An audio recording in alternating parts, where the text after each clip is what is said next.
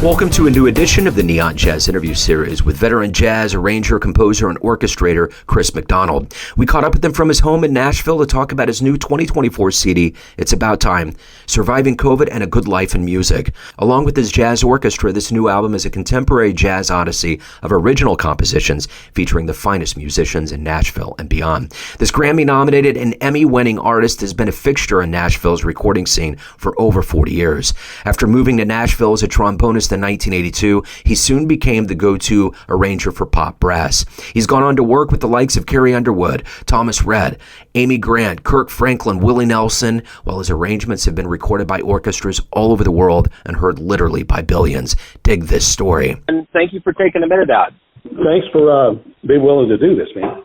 Yeah, absolutely. It's my pleasure. So before we get into your latest album, I want to know, 4 years ago, we were trying to wrap our heads around the pandemic and how it was all going to pan out.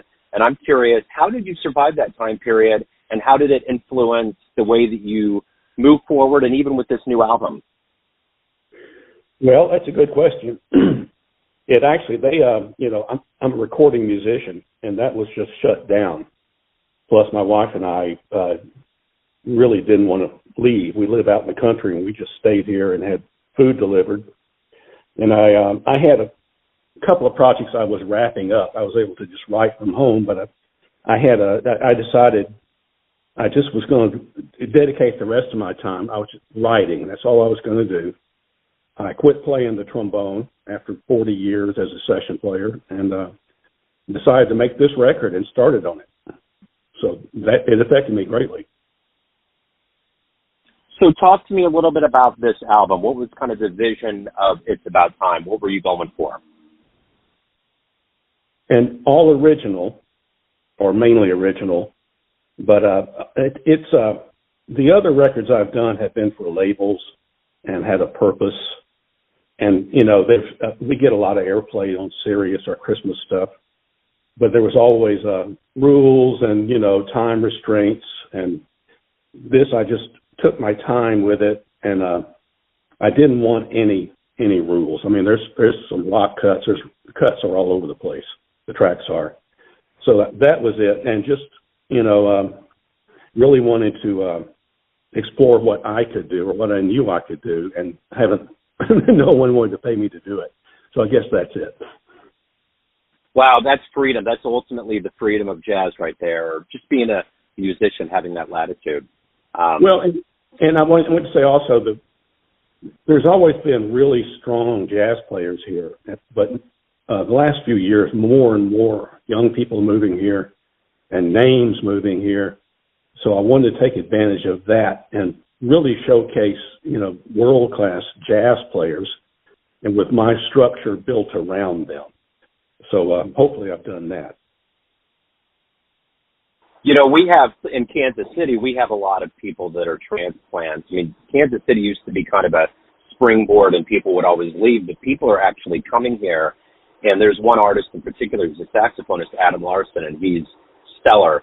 And he always gets the local cats here to be a part of his ensembles. So when he goes back to Chicago and New York and all of that, I think that's such a great service for a veteran to do for the young players, because there are so many good ones out there. Yes, yeah. True. So ultimately, at the end of the day, what are you hoping the listener gets from this album? I hope that they listen top to bottom and are just excited, track to track. I made it like an old school record where it's meant to be listened to front to bottom. I mean, emotionally, and I wrote it that way. And I just want a lot of people to hear it is my main goal. I guess that's everybody's goal. Ultimately, yeah, at the end of the day. So you've been at this game for 4 decades plus now, and I'm curious, how did this journey into the music begin? How did you begin, and how did jazz become your love? It started, I was not from a musical family, and actually in middle school I played football. And the high school band came and played, and it just opened up everything. I thought, I want to do that. So I started playing it when I was 12, and pretty soon I decided I wanted to be a studio musician, and then I wanted to be a studio arranger. And that's what I've gone after my whole life. And as far as, I've always liked jazz, but what really opened my eyes is after high school going to a Stan Kenton camp for a week and hanging with those guys and hearing them play every night. I mean, like front row, just blow your hair off, And so, yeah, I've been totally hooked since then. So other than that camp, who were influences? What were some albums you were listening to? What was really giving you kind of that vision? And ultimately, why did being a session musician, why was that attractive? I like the behind the scenes deal with being a session musician. And, you don't have to tour and can leave somewhat of a normal home life. But early influences, I mean, from the 70s, it wasn't just jazz, although the Buddy Rich band I like, Maynard Ferguson's big band, Count Basie, but all the pop acts really influenced me from Yes, which I covered one of their songs. But Chicago was a big one, and that's one of the main ways I learned how to write like commercial horn lines was studying Jimmy Panko's writing and playing. And then, and Earth, Wind and Fire, Tower of Power, all those bands really influenced me over the years too. Many. So, yeah, well, the one thing about a session musician is that you get in front of a lot of people, it's steady work, and it pays well, or is that a myth? No, it pays well. The myth about it is it pays really well, but you're not working every day. So, if you're working one session a week and you're making, $500, you're not really making much money.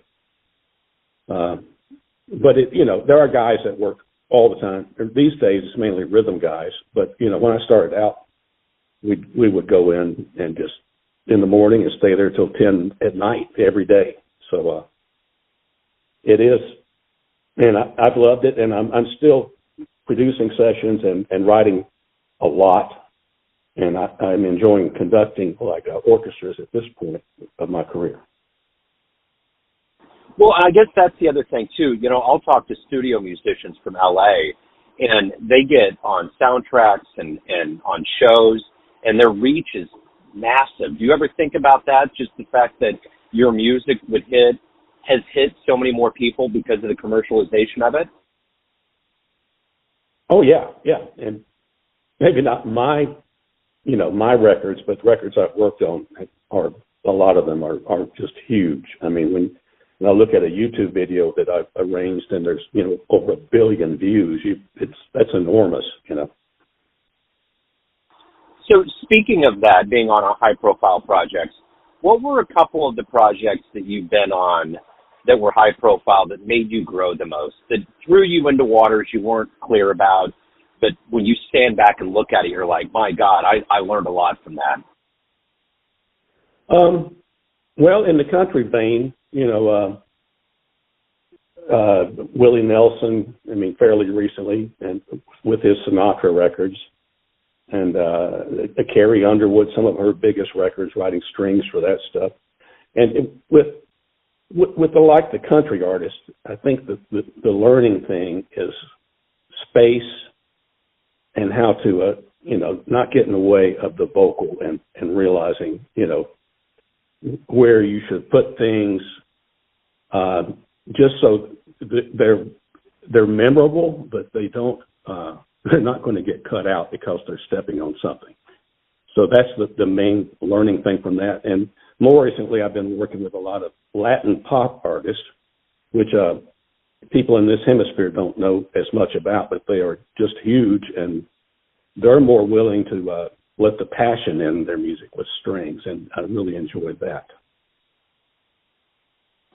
So what do you like the best about being a musician? There's all these different facets that you've touched on that are a part of your world. You've been doing it for decades. What is it that gets you out of bed? What is it that motivates you and makes you look forward to this art? Who can say what that is? But I feel it. I love it. I still get goosebumps. And I'm at the point where I really only take work that I'm excited about and I want to do. So it's really easy to get up and hit it every morning. You know, I enjoy it. I love doing it, and I love doing a good job of it.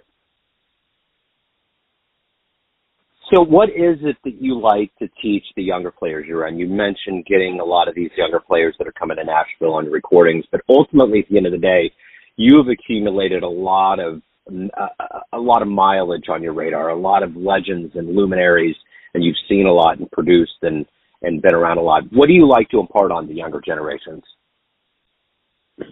I think, and this would be, you know, I've worked with my co-producer as a studio owner. We work a lot out of his place, but I think what we both try to impart is just the right way to do things from a business point and professional point, and how to treat people.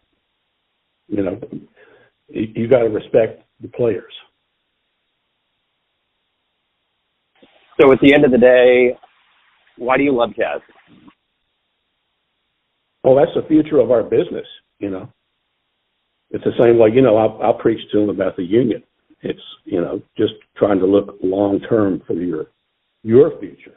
So, you know, I care about it. I care about what I'm leaving here. You know, I want it to survive and thrive. So the one thing, too, is that you've seen a lot of changes over your career. What have been the most positive changes in 40 years? Well, the demise of the big studios, you know, and, you know, we've gone through a lot of things where all the rhythm was being programmed, and I'm glad it's getting back to live players, you know, as far as popular music. But that's the main thing, you know, just the old days in Nashville where there was Music Row and you had big brick and mortar studios, and now they're all condos, which is that's a little heartbreaking. Yeah, for sure. So let me ask you this: what's the best live show you've ever witnessed with your own eyes? What blew you away the most? Wow.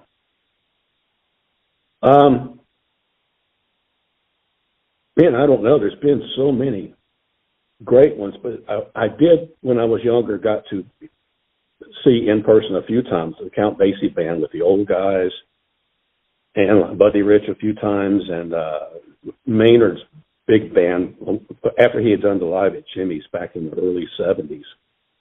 And those were all, for me, very exciting. But, you know, as far as pop shows, I've seen, you know, Chicago, Earth, Wind and Fire. Just love those guys. I think the first concert I ever saw, which is very memorable, was Blood, Sweat and Tears, when they first hit the scene with that second record with all the hits. It was with those guys. And at that time, I also heard Bill Chase in the high school gymnasium with Chase, and that was shortly before their plane crash. Wow. So at the end of the day, everyone has a perception of you out there. There's a lot of people, different pockets, family, friends, fellow musicians, everyone, fans, but you run the show. What's your perception of you? Who do you think you are? Well, I don't know. I hope they respect me and what I do. I tried, like I said, I try to do the best job I can and treat people right. And I hope that they think I'm fair and they like to come and play my music. So as someone that's been in this business for a long time and loves it and has excelled, is there ever a retirement, or does this continue forever? Oh, this is my semi-retirement by stopping playing the horn. But you know, I don't know. As long as it's projects that I enjoy doing, I'll just keep doing them, even if I'm just working from home. So It's About Time is the brand new album. If anyone wants to pick it up in the proper format, see you live perhaps, anything more about your world and your work, where's the best place for people to go? Well, this will be on all the digital platforms worldwide. It will soon be up on Amazon for audio CDs, and you'll be able to get them on this Friday at cmjo.net. Beautiful, Chris. This has been wonderful. Thank you, sir. Thank you for opening up. Thank you for talking about the album and your world of music. I appreciate it. Thank you, Joe. Thanks for listening and tuning in to another Neon Jazz interview, where we give you a bit of insight into the finest players and minds in Nashville, New York City, Kansas City, spots all over the world, giving fans all that jazz. Thanks to Chris for his time, energy, and cool. If you want to hear more Neon Jazz interviews, you can find us on Spotify and Apple Podcasts. Subscribe to us at YouTube, and for everything Neon Jazz, go to theneonjazz.blogspot.com. Until next time, enjoy the jazz, my friends.